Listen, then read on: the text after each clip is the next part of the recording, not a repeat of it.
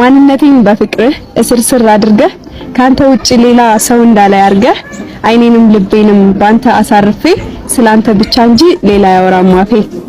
እስኪ ልጠይቅህ ምንድነው ያረከኝ ካንተ ውጪ ሌላ መልመድ እስኪያቅተኝ ውዴ ልጠይቅህ ምንድነው ያረከኝ?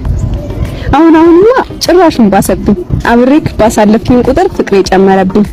ስላንተ አውርቼ መቼም የማልጠግብህ ርዕሴ ሆነሃል ሁሌም ማወራለህ። ባንተ ተሸናፊ እኔ ያንተ አፍቃሪ በፍቅር ታስሬ ሁልጊዜ ነዋሪ። አሸንፈኸኛል ልቤን ሰርቀኸኛል ልቤ ላይ ለይህ ተማምሎልሃል። የኔ ልብ ለአንተ ስም አውጥቶልሃል። የኔ ብቻ የኔ እንድትሆን ፈልጓል ለፍቅሬ መግለጫ ስያሜን ሰጥቶሃል። ልቤ የኔ እንድትሆን ፈልጎ ኪያዬ ብሎሃል። መግቢያው ላይ እንደሰማችሁ ማለት ነው ሃይሚ እህታችን ደስ የሚል ግጥም አቅርባለች ማለት ነው። እንግዲህ ግጥሙ እኔና ብሩኬ አንለያይም የሚል ነው ማለት ነው። ብዙ ሴቶች ብሩኬን ቁጭ ብላችሁ የምትጠብቁ አላችሁ ማለት ነው። ግን ለምንድን ነው ተስፋ የማትቆርጡ ማለት ነው?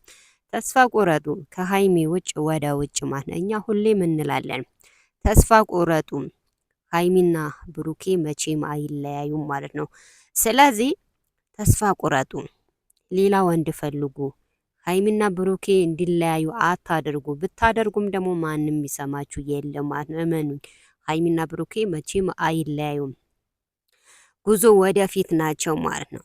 ስለዚህ ወገኖቼ ከእንደዚህ አይነት ነገር ብንቆጠብ ደስ ይላል። የሰው ትዳር ባናፈርስ፣ ጓደኛ ለጓደኛ እንዲለያይ ባናደርግ ጥሩ ነው እና ካሁኑንም መሄጃችሁ ፈልጉ ማለት ነው። ሃይሚ እህታችን እንግዲህ በጉጉት እንጠብቃታለን። ላይክ ሰብስክራይብ ማድረጋችሁን እንዳትረሱ።